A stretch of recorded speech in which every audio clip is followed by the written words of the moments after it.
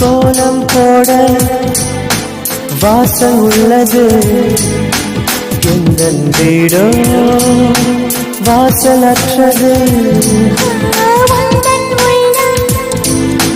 கோயில் போன்றது அதனால் தானே நான் தீபம் வந்தது. கண்கள் காணும் தூரத்தில் வாழும் வாழ்க்கை போதும்.